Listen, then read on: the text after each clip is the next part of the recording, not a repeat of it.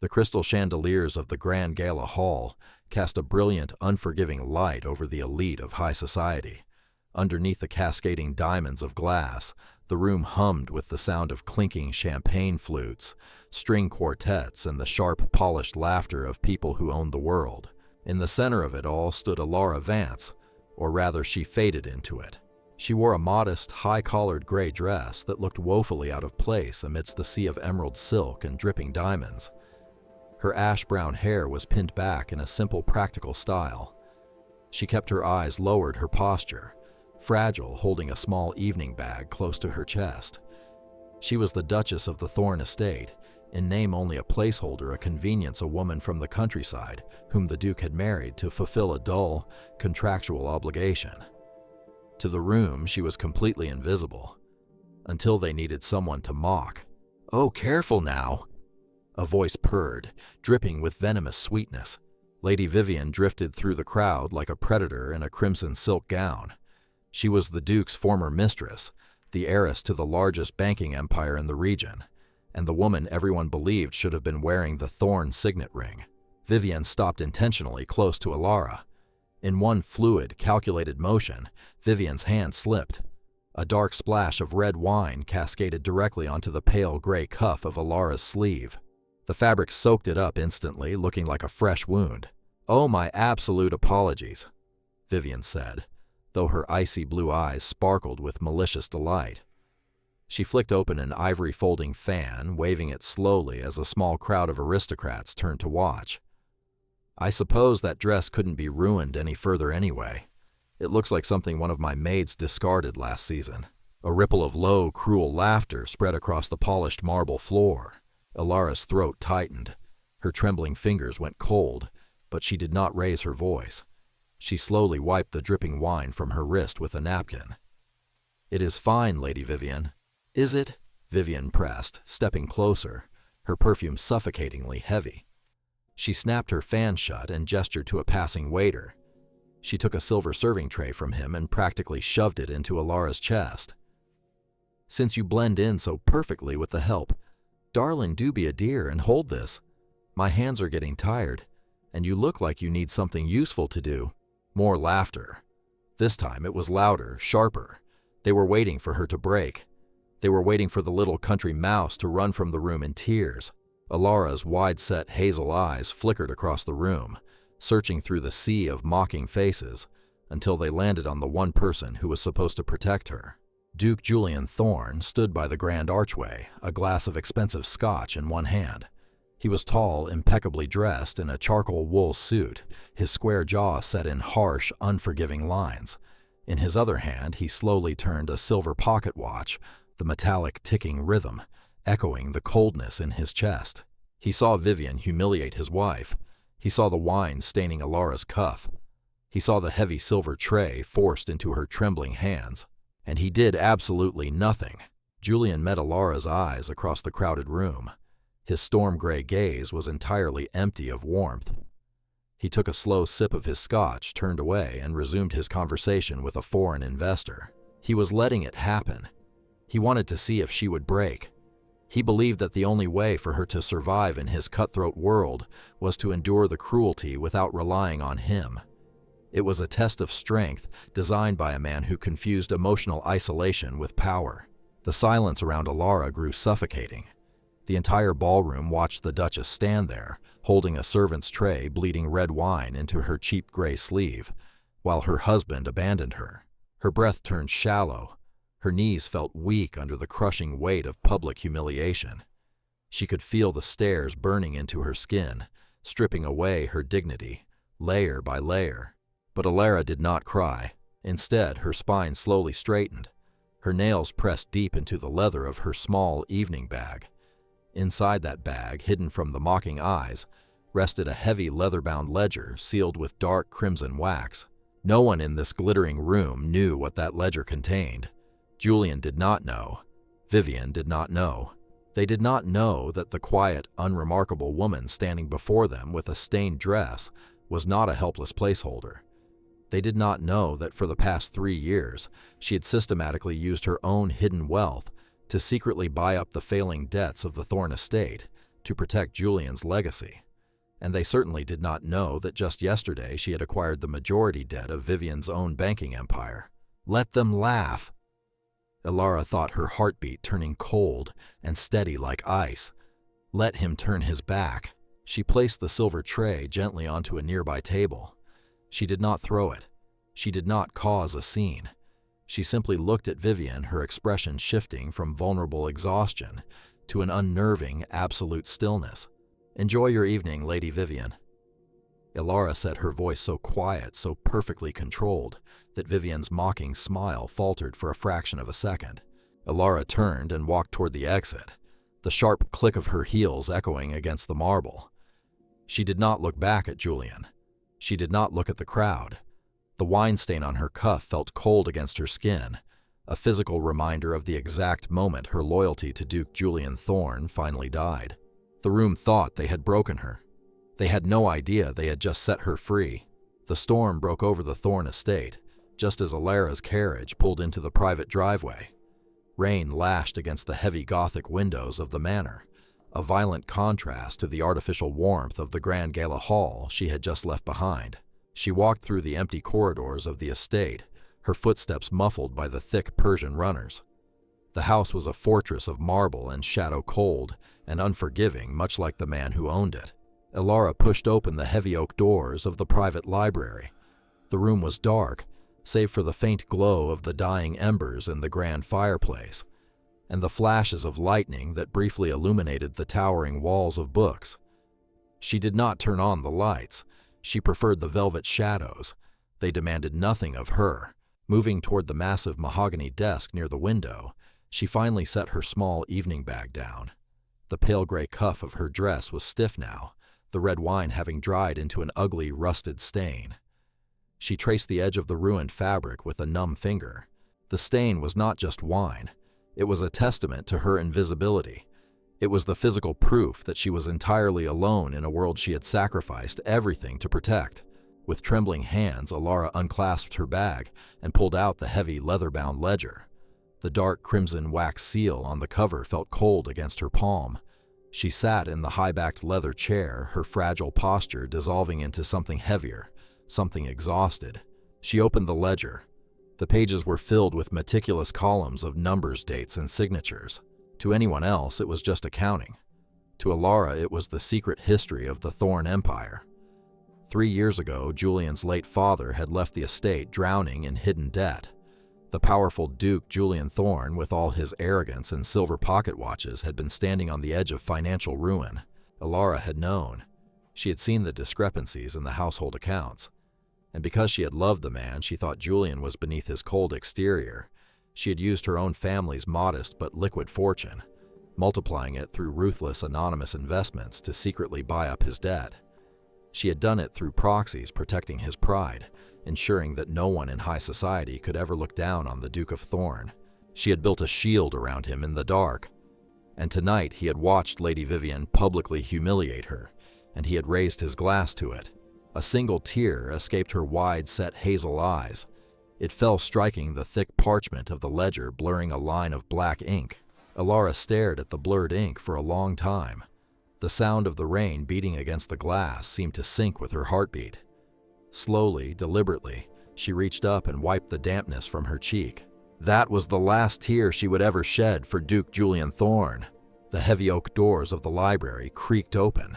"I expected to find you packing your bags or perhaps weeping in your chambers."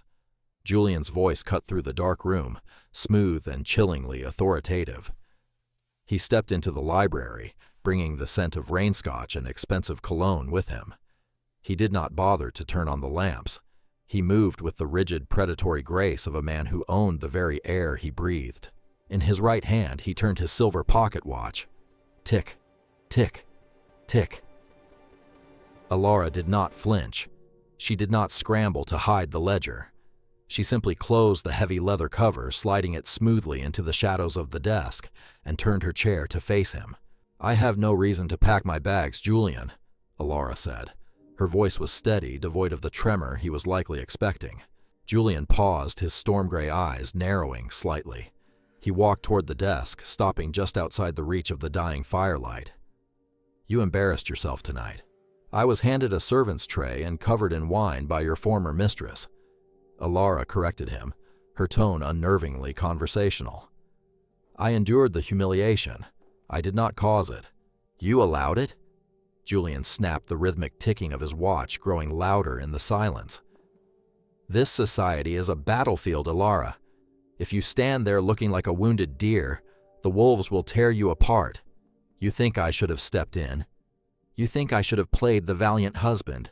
I thought, Alara said quietly, looking down at her stained cuff, that a husband protected his wife. A duke protects his estate. Julian countered, his voice hard. He protects his legacy. I cannot hold your hand every time a socialite bares her teeth. You must learn to stand on your own, or you will never survive in my world. My inaction tonight was a lesson. You should be analyzing it, not sulking. The absolute arrogance of his words hung in the cold air. He truly believed he was forging her into something stronger. He had no idea she was already the strongest person in the room. Alara looked up, meeting his eyes. The tired, fragile woman he had married 3 years ago was gone. The eyes looking back at him were deep calm and terrifyingly clear. You are absolutely right, Julian, Alara said softly. Julian's brow furrowed. The easy agreement caught him off guard. You have taught me a very valuable lesson tonight.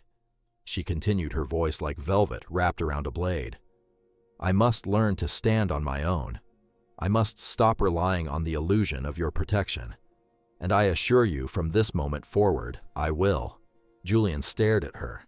For the first time in their marriage, he felt a strange, inexplicable coldness slide down his spine. She wasn't throwing a tantrum.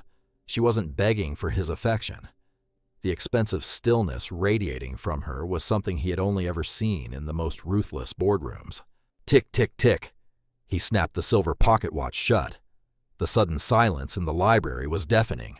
See that you do, Julian said, his voice lacking its usual sharp edge. He turned and walked out of the library, the heavy doors shutting behind him with a thud. Left alone in the dark, Alara placed her hand flat against the crimson wax seal of the ledger. He wanted her to survive in his world. He was about to find out that it was no longer his world at all. The morning light that filtered into the Thorne Estate's grand breakfast room was pale and cold, offering no warmth to the heavy walnut furniture or the silver service laid out on the long table. Alara sat at the far end of the table. A cup of black tea rested untouched before her, no longer steaming. She was wearing the exact same gray dress she had worn the night before.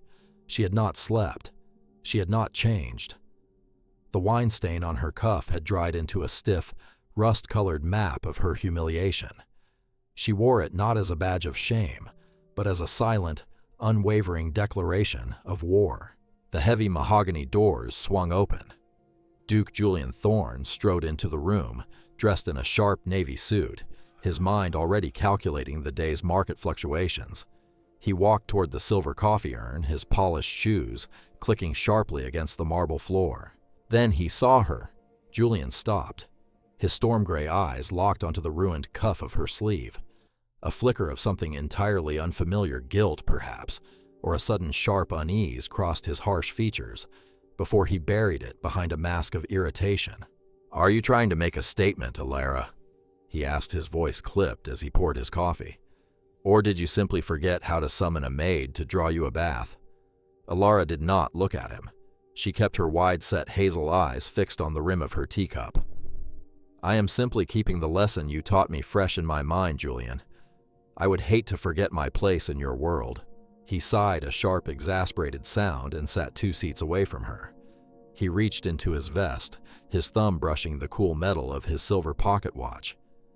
Tick, tick, tick. The sound was a nervous habit he would never admit to possessing. You are being theatrical, Julian said, stirring his coffee. I understand that your pride is bruised, but you must look at the larger board. Lady Vivian's family controls the largest banking conglomerate in the region. We are currently renegotiating the estate's credit lines for the quarter. If I had publicly reprimanded her last night to defend your feelings, it could have cost this estate millions. It was a strategic withdrawal. I see, Alara replied, her voice eerily smooth. So my dignity was simply the collateral damage of your financial strategy.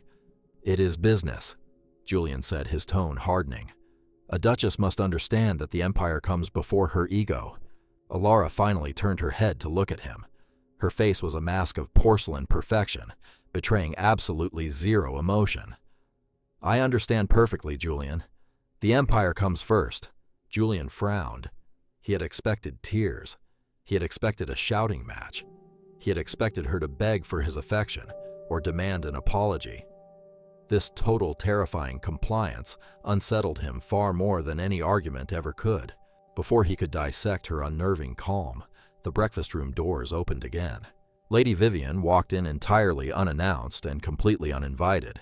She wore a tailored ivory riding habit that hugged her predatory frame, peeling off a pair of pristine ivory leather gloves as she entered. She moved through the Thorn estate with the casual arrogance of a woman who already believed she owned it. Julian, darling. Vivian purred, walking straight past Alara as if she were nothing more than a piece of dreary furniture. The guards at the gate were far too slow this morning. You really must speak to the captain.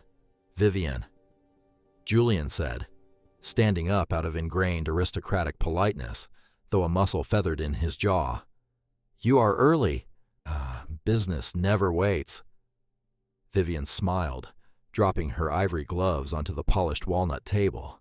She turned her icy blue eyes toward Alara, pausing dramatically as she took in the stained gray dress. Oh heavens, still wearing last night's tragedy, Alara. Did the stain seep all the way to your skin, or do you simply lack a second gown? Alara did not blink. She folded her hands in her lap, the rust-colored cuff resting deliberately in plain sight. Good morning, Lady Vivian. Vivian scoffed, turning her back on Alara to address Julian. I came to discuss the audit, Julian. My father's bank has reviewed the Thorn estate's ledgers. You are bleeding capital. If we are to extend your credit lines and finalize the harbor investments, we require immediate restructuring of your household expenditures. Julian's posture went rigid. My household accounts are internal matters, Vivian. Not when my bank is financing them, Vivian countered sweetly. She turned her head slightly to cast a sideways glance at Alara. We have taken the liberty of outlining the necessary cuts. Starting immediately, the Duchess's personal stipends, charity funds, and private carriage are frozen. The estate cannot afford to fund the whimsical hobbies of a placeholder. Julian's hand tightened around the handle of his coffee cup. He looked at Alara, perhaps expecting her to finally break to look at him with desperate, pleading eyes. But Alara did not look at him at all. Vivian was testing the boundaries of her power. She was demanding that Julian strip his own wife of her basic aristocratic privileges right in front of her, forcing him to choose between his estate's survival and his wife's basic dignity. It is a temporary measure, Julian said finally, his voice devoid of warmth, addressing Alara. Until the harbor investment clears, you will remain within the estate grounds. Vivian smiled, a cruel, triumphant curve of her painted lips. She had won. She had proven that she controlled the Duke of Thorn, and that the pathetic little woman in the stained dress was utterly powerless. Alara slowly stood up. She smoothed the skirt of her ruined dress, the movement, graceful, deliberate, and chillingly composed. She did not feel powerless. In her mind's eye, she saw the crimson wax seal of the ledger locked safely upstairs. She knew the truth that Julian and Vivian were completely blind to Vivian's banking conglomerate, was over-leveraged, drowning in toxic assets, and Alara had secretly purchased their debt 3 days ago. Vivian was not the creditor. Alara was. Take whatever you feel belongs to you, Lady Vivian. Alara said, her voice dropping to a quiet register that made the ambient temperature of the room seem to plummet. Freeze the accounts. Take the carriage. I assure you I need none of it. She looked at Julian, her hazel eyes completely empty of the love that had once resided there. And Julian, do whatever you must for the Empire. Without another word, Alara turned and walked out of the breakfast room. The soft rustle of her skirts and the sharp click of her heels faded down the corridor, leaving Julian and Vivian in a silence that suddenly felt less like a victory and more like a trap snapping shut. The heavy mahogany clock in the corner of Duke Julian Thorne's private study chimed 10 times, but the sound barely registered over the violent storm of numbers crashing through his mind. The study was a sanctuary of dark wood leather and generations of aristocratic power. Tonight, however, it felt like a cage. Julian sat behind his massive desk, his sleeves rolled up a glass of amber scotch untouched at his elbow. Spread out before him were the financial ledgers of the Thorne estate. The ink on the pages painted a grim, terrifying reality. The harbor investment, the massive infrastructure project that was supposed to secure his family's wealth for the next century, was drowning. His supply chains had been halted. His vendors were demanding immediate payment. And the credit lines from the regional banking conglomerate, the very lines he had been assured were secure, had been abruptly frozen. Julian reached into his vest, pulling out his silver pocket watch. His thumb rubbed the cold metal. Tick, tick, tick. He was bleeding capital. Without the bank's backing, the Thorne estate would default on its sovereign debts within the week. Generations of prestige wiped out because of a sudden, inexplicable shift in the financial winds. The study doors unlatched with a soft click. Lady Vivian stepped into the room. She was no longer wearing her riding habit, having changed into a sleek, midnight blue evening gown that clung to her like a second skin. She carried an ivory leather folder under one arm, her expression devoid of the playful cruelty she had displayed at breakfast. This was the predator dropping her camouflage. "You are working late, Julian," Vivian observed, gliding across the Persian rug. She did not ask for permission to sit. She simply took the chair opposite his desk, crossing her long legs. Julian did not look up from the ledgers. "Your father's bank froze my accounts, Vivian. The harbor project is paralyzed. I need an explanation, and I need the restriction lifted by tomorrow morning." Vivian sighed, a delicate, practiced sound of faux sympathy. She laid the ivory folder onto his desk. "My father is a businessman, Julian. The Thorne estate is currently a high-risk asset. You have tremendous ambition, but your capital is tied up in failing maritime contracts. The board refuses to extend further credit to a sinking ship." Julian's storm-gray eyes finally snapped up to meet hers. "We had an agreement. The estate has always honored its debts. Agreements change when the collateral loses its value," Vivian said smoothly. "However, the board is willing to make an exception. A bailout, so to speak. A complete restructuring of your debts, a massive injection of liquid capital, and full backing for the harbor project." Julian stopped turning the pocket watch. He knew high society. He knew the cost of a bailout. "And the price?" Vivian leaned forward, her icy blue eyes gleaming in the dim light of the study. "A merger, not just of capital but of bloodlines. My family requires a permanent, unbreakable bond with the Thorne estate to justify the risk." She did not need to say the words, but she let them hang in the cold air between them anyway. "Divorce her, Julian," Vivian purred, her voice dropping to a harsh whisper. "Cast off the placeholder.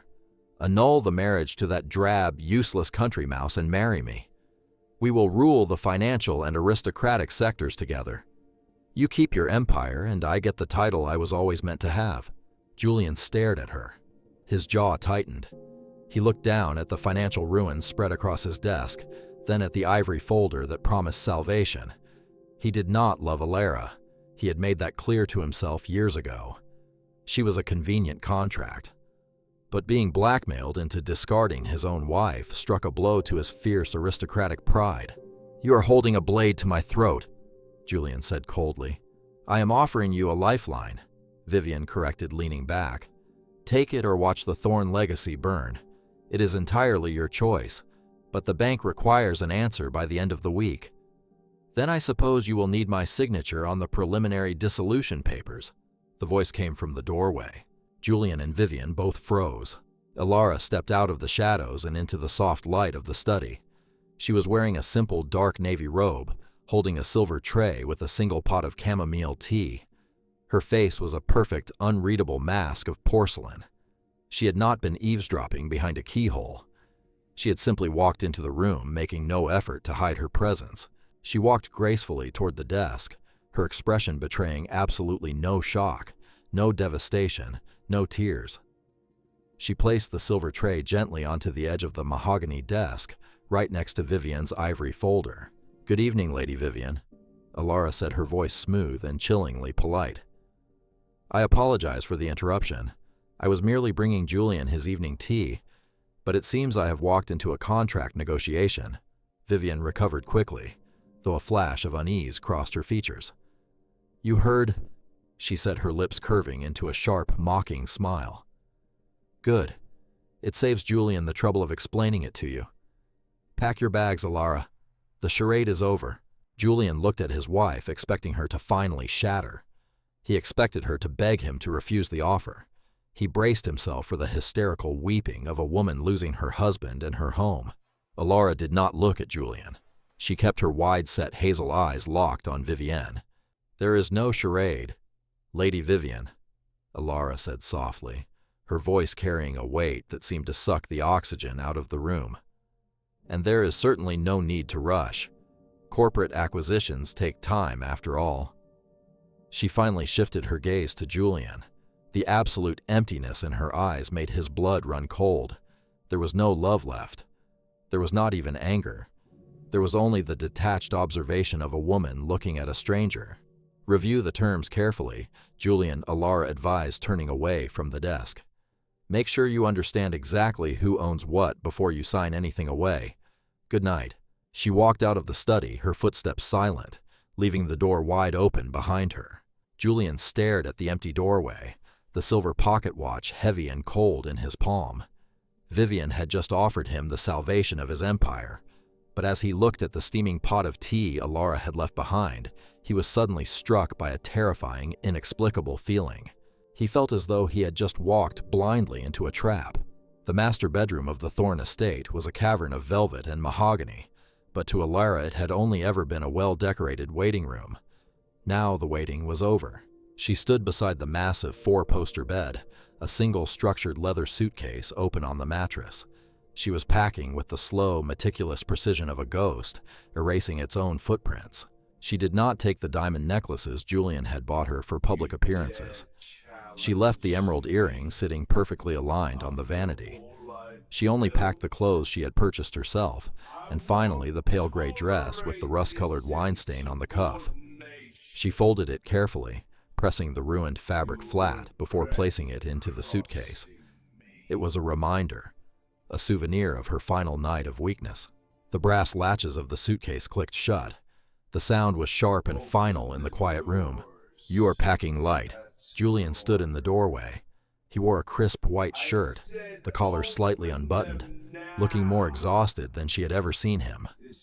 His right hand was in his pocket, and though it was muffled, Alara could still hear the faint, rhythmic ticking of his silver pocket watch. Tick, tick, tick. "I am only taking what belongs to me," Alara said, her voice smooth and completely devoid of sorrow. She picked up her sleek black leather handbag. Hidden safely inside was the heavy crimson wax-sealed ledger. Julian stepped into the room, his eyes scanning the untouched jewelry on the vanity. He frowned, a deep crease forming between his brows. This was not how a discarded wife was supposed to behave. She was supposed to fight for her status, or at least demand compensation. "The divorce papers will be drawn up by the end of the week," Julian said, his voice dropping into its familiar, authoritative cadence.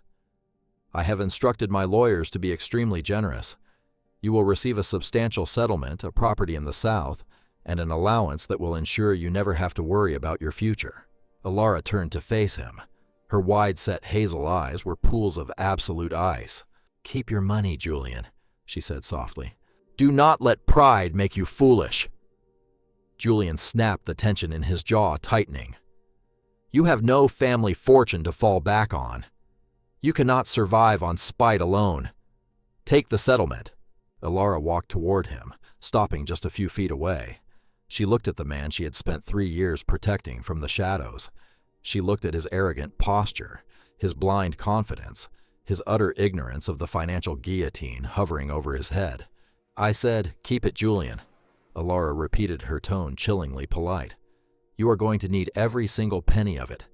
Julian stared at her, entirely missing the literal truth of her words. He assumed it was the bitter parting shot of a wounded woman. He stepped aside, allowing her to pass through the doorway. As she walked by, the sheer coldness radiating from her made him shiver. Alara descended the grand marble staircase for the last time. The heel of her shoes clicked against the stone in a steady, unbroken rhythm. At the bottom of the stairs in the grand foyer stood Lady Vivian.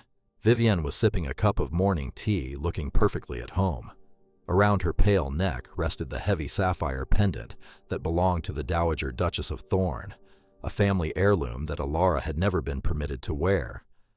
The audacity of it was staggering, but Alara did not so much as blink, leaving so quietly. Alara. Vivian smirked, setting her teacup on a silver tray. I expected a bit more drama, but then again, you always were terribly boring.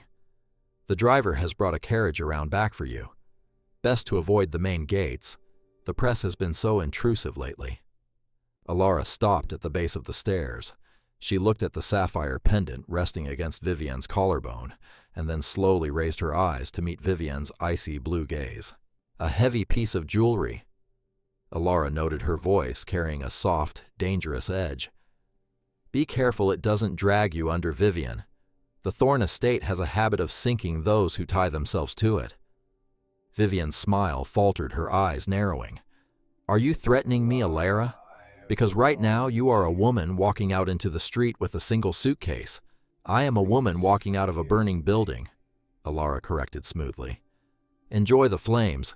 Without waiting for a response, Alara walked out the heavy front doors.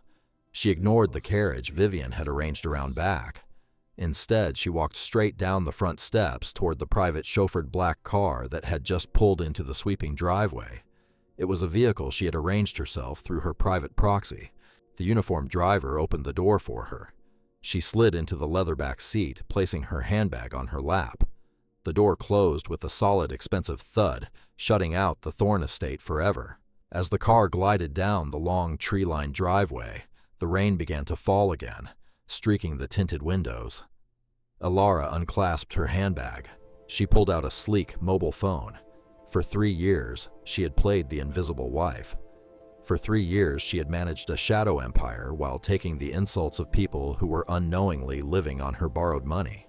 She dialed a private encrypted number. It was answered on the first ring. Bay. Ms. Vance, a deep professional voice said on the other end. It was Arthur Sterling, the senior partner of the proxy firm that managed her true wealth. Alara rested her hand on the crimson wax seal of the ledger. Her reflection in the dark glass of the window was cold, composed, and utterly untouchable. Mr. Sterling. Alara said, her voice ringing with absolute terrifying authority. It is time. Call in the Thorn estate's sovereign debts, all of them, and the regional banking conglomerate owned by Lady Vivian's family. Sterling asked. Freeze their assets, Alara commanded. Execute the hostile takeover clauses immediately. I want them bankrupt before the board meeting on Friday. Consider it done, ma'am. Alara ended the call. She leaned back against the plush leather seat and watched the iron gates of the Thorn estate fade into the distance. Julian thought he had discarded a placeholder. Vivian thought she had won an empire. They were about to find out they did not own an empire at all. They belonged to her. The elite shareholders' boardroom sat 50 stories above the city, a sterile fortress of dark mahogany floor-to-ceiling glass and chilled filtered air. Designed to project absolute financial dominance today, it felt like an execution chamber. Duke Julian Thorn sat at the head of the massive conference table.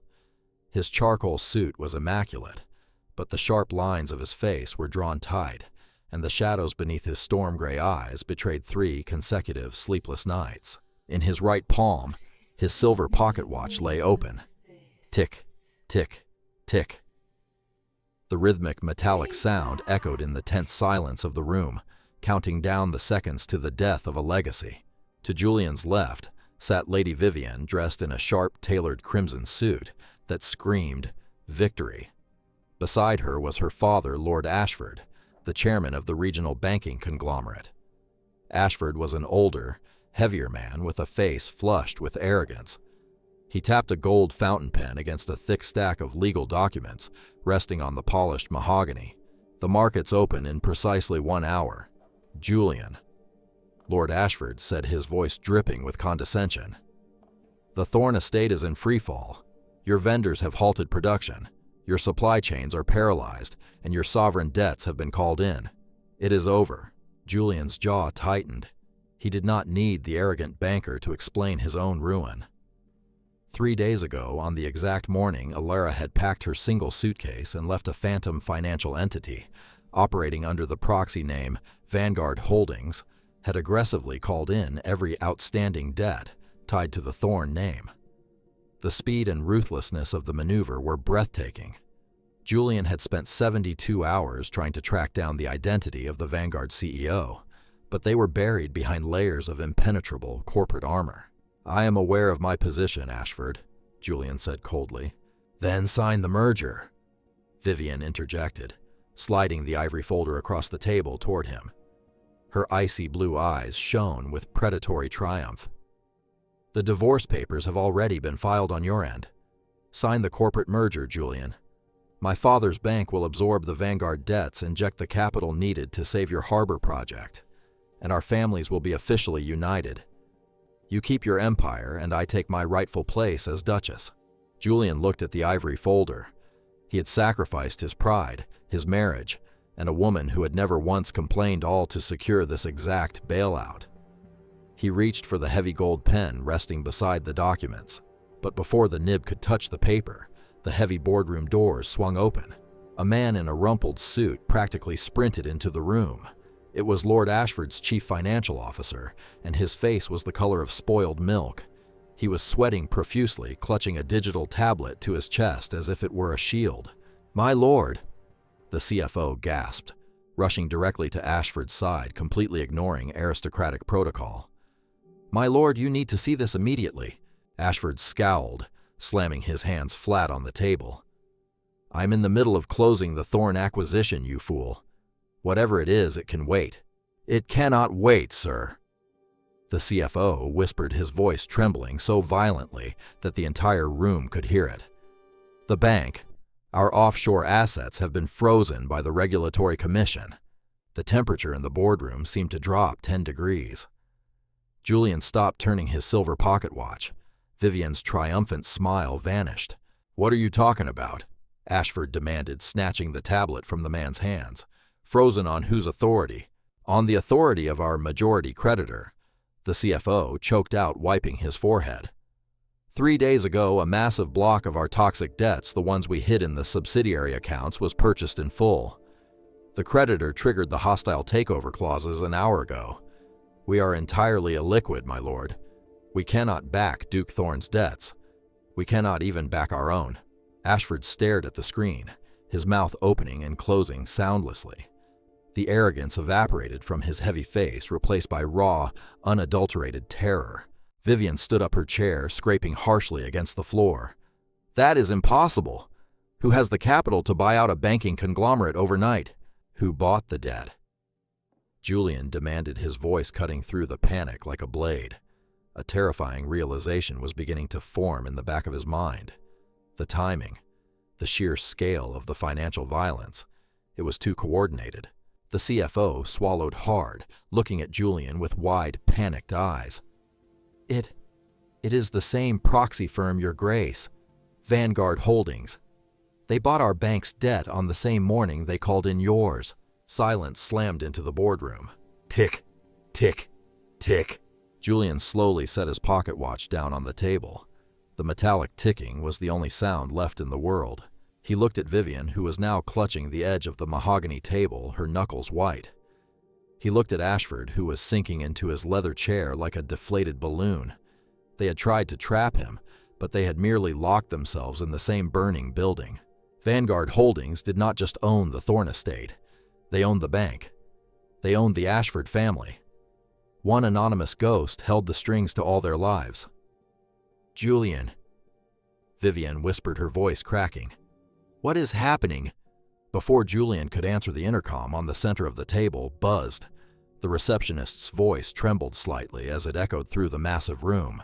"Your Grace, Lord Ashford, the CEO of Vanguard Holdings has arrived for the scheduled asset transfer." Julian stood up slowly, bracing his hands against the polished wood. The trap had not just closed, it had locked. Whoever was waiting on the other side of those mahogany doors had orchestrated the greatest financial slaughter in high society history, and they had come to collect the bodies. "Send them in," Julian commanded. All eyes turned toward the heavy double doors at the end of the room, waiting for the executioner to arrive. The heavy double doors of the boardroom did not merely open. They were pulled wide by 2 private security guards. The men dressed in immaculate tactical suits did not announce the arriving guest. They simply stepped aside, bowing their heads in profound, silent respect. The room held its breath. Then came the sound. Click, click, click. It was the sharp, rhythmic strike of stiletto heels against the polished marble floor. The sound was deliberate, unhurried, and dripping with an absolute terrifying authority. Elara Vance walked into the elite shareholders' boardroom. She was unrecognizable. The tired, fragile woman who had faded into the background of gala halls was gone. The pale gray dress with the wine-stained cuff had been burned away, replaced by an impeccably tailored pitch-black wool suit that hugged her sharp silhouette.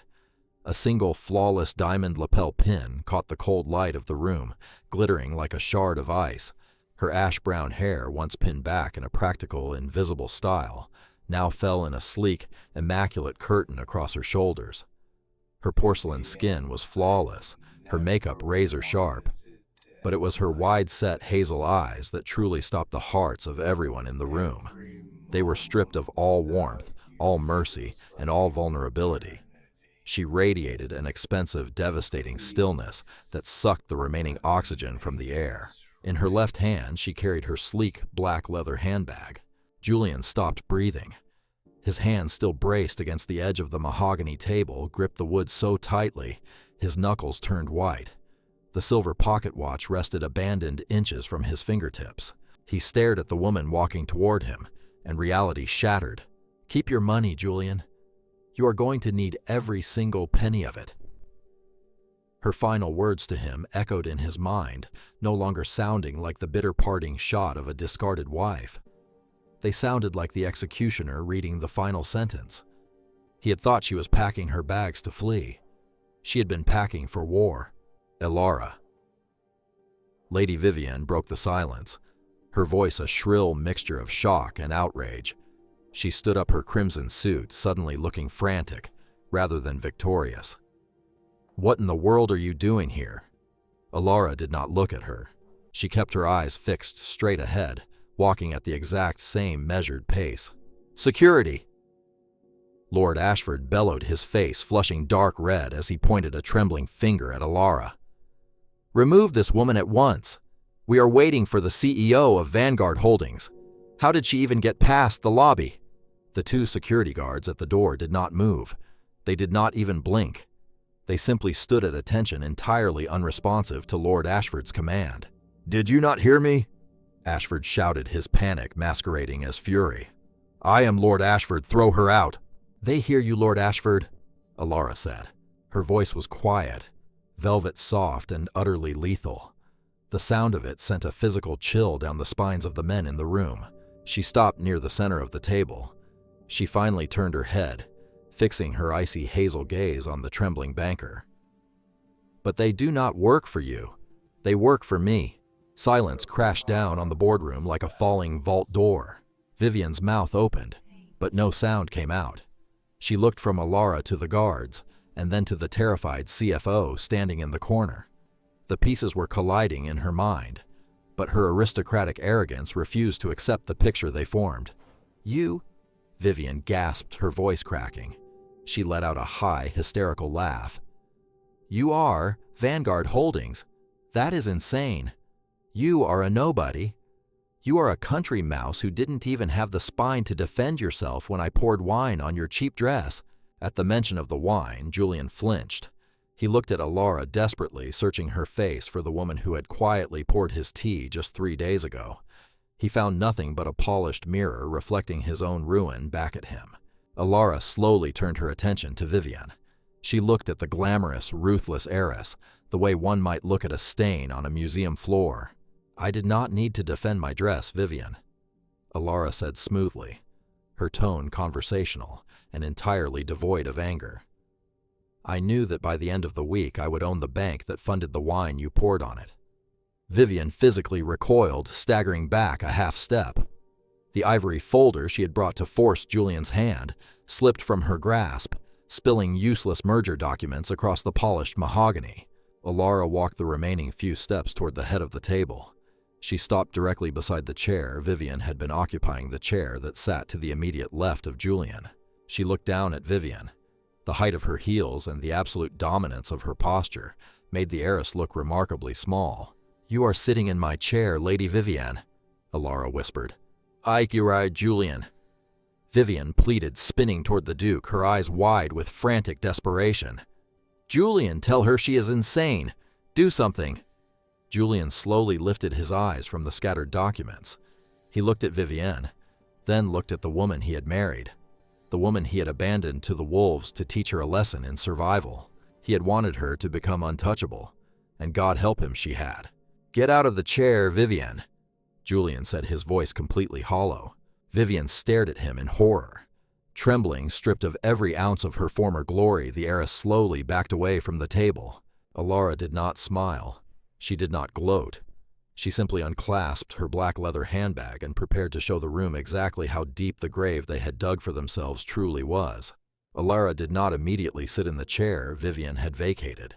She stood beside it, an untouchable monolith in black wool and diamonds, and unclasped her leather handbag. Every eye in the room tracked her movement. The air in the boardroom had grown so heavy it was difficult to breathe. She reached inside the bag and withdrew the heavy leather-bound ledger. The dark crimson wax seal on the cover was fully intact, a stark contrast to the polished mahogany table as she set it down. Thud. The sound was not loud, but in the absolute silence of the room, it echoed like a gavel striking a judge's block. Julian stared at the book. His silver pocket watch lay just inches away from it, its ticking entirely eclipsed by the gravity of the leather tome. He had never seen this ledger before. He knew every financial document in his estate, every secret vault, every hidden account. But this book belonged to a ghost. "You all believe that power is something inherited," Alara said, her voice dropping into a quiet conversational cadence that commanded total attention. "Or something acquired through convenient marriages and loud galas. You believe that because I sat quietly in the corner, I was blind. Because I wore plain dresses, I was poor." She placed her hand flat over the crimson wax seal. 3 years ago, Julian, your late father, left the Thorne estate functionally insolvent." Alara continued, locking her cold, hazel eyes onto her husband. "He hid the rot beneath layers of aggressive accounting. You took the title, believing you were a king, entirely unaware that your empire was built on rotting paper." Julian's breath caught. He wanted to deny it, but he could not. His first year as Duke had been a terrifying scramble to balance books that refused to balance, until suddenly, miraculously, his most aggressive creditors had been bought out by a silent proxy firm. He had believed his own business acumen had stabilized the market. "You," Julian whispered the words, scraping against his throat. "Me," Alara confirmed. "I used my family's quiet, highly liquid fortune. I hid behind the Vanguard Holdings proxy. I bought your failing notes. I absorbed your losses. I protected your pride so that you could walk into high society galas and command respect. I sat in the shadows so you could shine in the light." She pressed her thumb against the crimson wax. With a sharp, brittle crack, the seal broke. She opened the ledger and turned it so that it faced Julian and Lord Ashford. The pages were filled with meticulous handwritten columns, dates, transaction numbers, routing codes.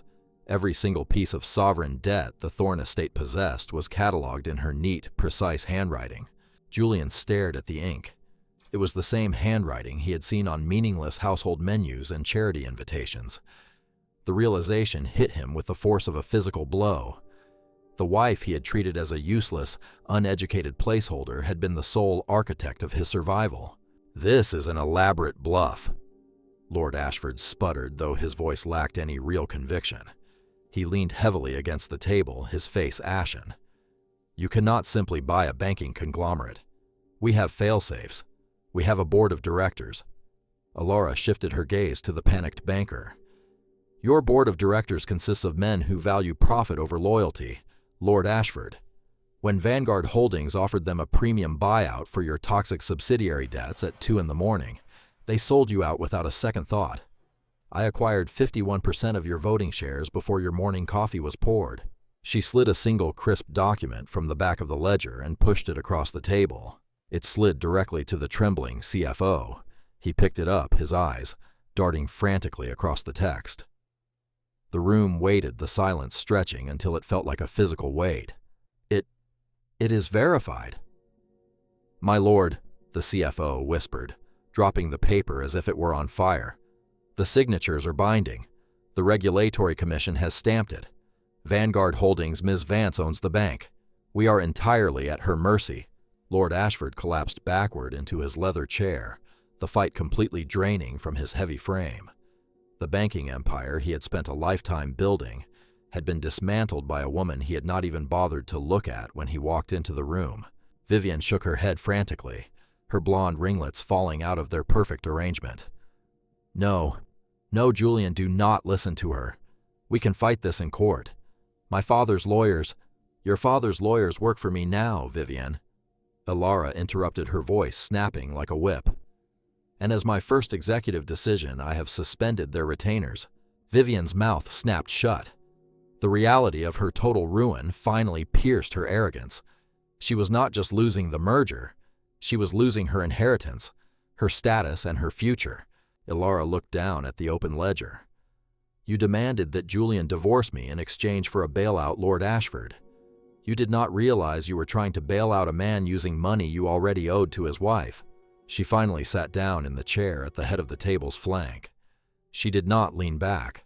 She sat with perfect expensive posture, looking at the two men who had controlled her life. I learned a very valuable lesson at the gala, Julian, Elara said softly, her eyes finding his. You taught me that the empire comes before everything. That dignity is collateral damage. I simply took your advice. Julian looked at the woman sitting across from him. The wine-stained cuff was gone, but the stain on his conscience was permanent. He had let high society mock her. He had watched Vivian pour wine on her and hand her a servant's tray. He had done it to make her strong. He stared at the red ledger, the absolute proof of her loyalty, her brilliance, and her silent sacrifice. He had thrown away a queen to protect a kingdom she already owned. Elara, Julian said, his voice completely broken. Do not speak, Julian. Elara replied, the temperature in the room plummeting to absolute zero. I am reviewing my assets, and currently your voice holds no value. The absolute reality of the Vanguard Holdings takeover finally breached the walls of Lady Vivian's profound arrogance. She stared at the ivory folder on the table, her hands trembling so violently that the heavy diamond rings on her fingers clicked against each other. She snatched the merger documents, holding them up like a shield. This is illegal! Vivian screamed, her voice cracking, completely shattering her polished high society facade. You cannot simply erase my family. I have contracts. We have alliances with half the aristocrats in this city. If you think you can just walk in here and take my inheritance, I will tie you up in litigation for the rest of your pathetic life. Elara did not flinch at the outburst. She sat perfectly still, the diamond lapel pin on her black suit catching the cold fluorescent light. With what lawyers, Vivian, Elara asked softly. With what money your personal accounts were collateralized against your father's bank. When the bank fell, you fell with it. The only thing you own right now is the crimson suit you are wearing, and even that is technically an asset of my holding company. Vivian gasped, taking a stumbling step backward. She looked to her father for salvation. Father, tell her she cannot do this. But Lord Ashford was not looking at his daughter. The heavy, flushed banker was staring at Elara with the terrified reverence of a man facing a firing squad. He understood the math. He understood the absolute finality of the regulatory stamps on the Vanguard documents. Ms. Vance. Lord Ashford stammered, ignoring Vivian completely. He gripped the edge of the mahogany table, his voice a pathetic wheeze. There must be room for negotiation. We can serve on your board. We have institutional knowledge. We can be useful to you. Father! Vivian shrieked, horrified by his immediate surrender. Shut up, Vivian! Ashford snapped, his own panic boiling over. He looked back at Alara, his eyes begging, "Please, generations of my family built that bank. And it took exactly one morning for me to dismantle it," Alara replied. Her voice was devoid of malice, which somehow made it infinitely crueler. It was pure, sterile business. "You have no institutional knowledge I require, Lord Ashford. You built a bank on toxic debt and arrogance. Security, please escort the former owners off my property." The two tactical guards stepped forward instantly. "No! Get your hands off me!"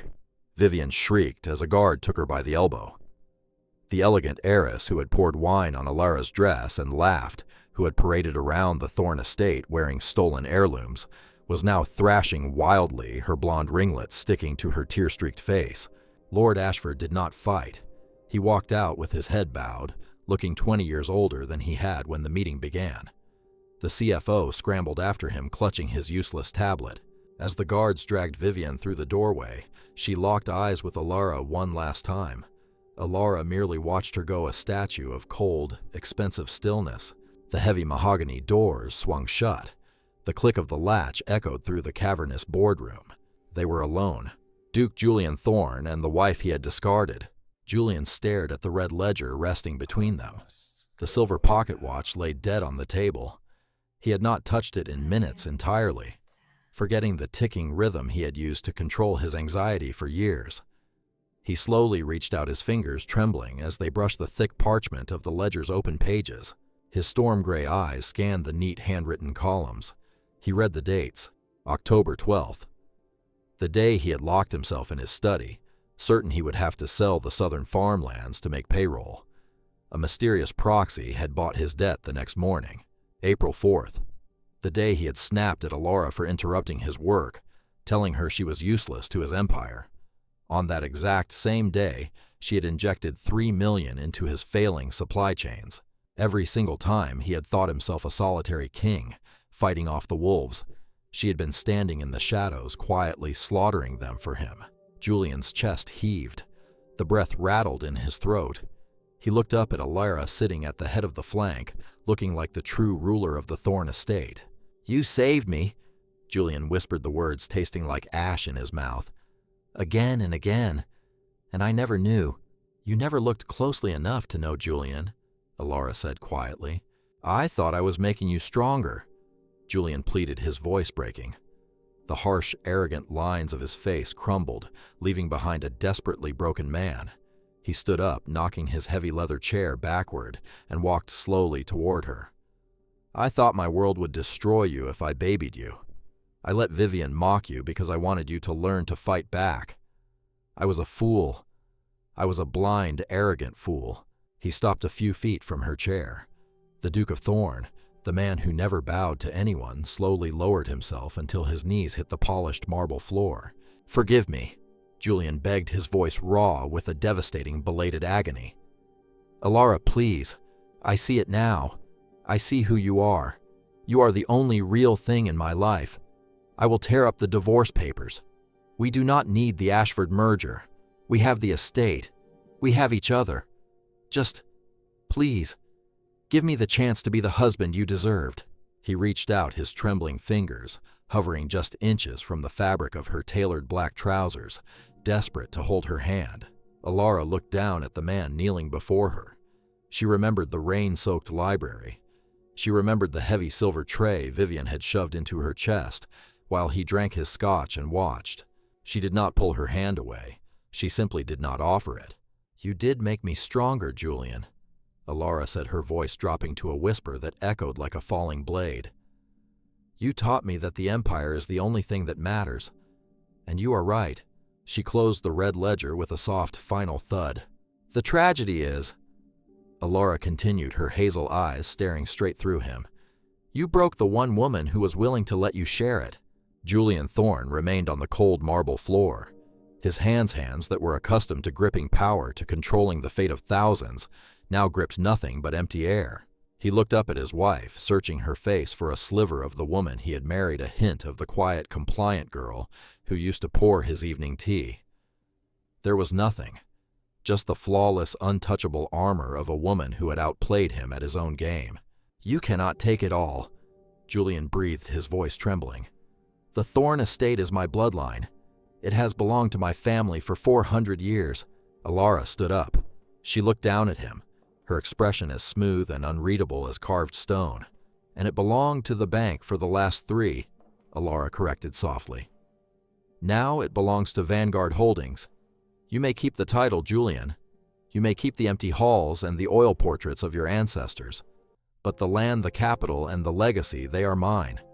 You are a duke of nothing." Julian's shoulders slumped. He looked at the silver pocket watch resting lifelessly on the mahogany table. Time had finally run out.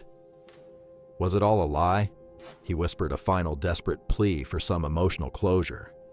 "The last 3 years." No," Alara replied, picking up the crimson-sealed ledger. "I loved you enough to save you in the dark, but you made sure I died in the light. And I do not resurrect the dead." She slid the red ledger into her black leather handbag and fastened the gold clasp. She did not wait for his response. There was nothing left for him to say. Alara turned and walked toward the heavy double doors. The tactical guards opened them smoothly, stepping aside as she exited the elite shareholders' boardroom. She walked into the expansive, glass-walled outer lobby. Word of the hostile takeover had already spread through the building. Dozens of aristocrats, investors, and socialites, many of whom had been at the gala, laughing into their champagne flutes as Vivian poured wine on her dress, were gathered in the hall. As Alara stepped into the light, the murmurs instantly died. The entire lobby went dead silent. Men in bespoke suits and women in diamonds parted like the Red Sea. They stared at the sharp cut of her black suit, the glint of her diamond lapel pin, and the absolute terrifying calm in her hazel eyes. No one whispered. No one mocked her. They simply lowered their eyes in profound, terrified respect. Alara did not smile. She did not gloat. She walked through the sea of the elite without acknowledging a single one of them. Their opinions held no value anymore. She stepped out the grand glass doors of the Vanguard building and into the cool, rain-washed evening. A chauffeur stood holding a large black umbrella, opening the door to the waiting luxury car. Alara slid into the plush leather seat, setting her handbag beside her. "Where to Miss Vance?" the driver asked respectfully. Alara looked out the tinted window. High above in the glowing windows of the boardroom, a broken duke was mourning the empire he had thrown away. "Forward," Alara said quietly. The car glided smoothly away from the curb, its red taillights bleeding into the wet asphalt. Alara leaned back, closed her eyes, and listened to the quiet rhythm of the rain. She was untouchable, and for the first time in her life, she was finally home.